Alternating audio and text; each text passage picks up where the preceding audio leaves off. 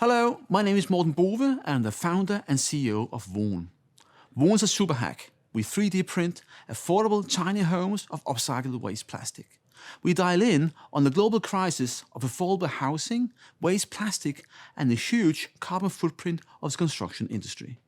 For every 20-meter square home we make, we pick up 6 tons of waste plastic, we save 15 tons of CO2, and we reduce the overall carbon footprint of the home construction with 90% compared to similar-sized homes of concrete and wood.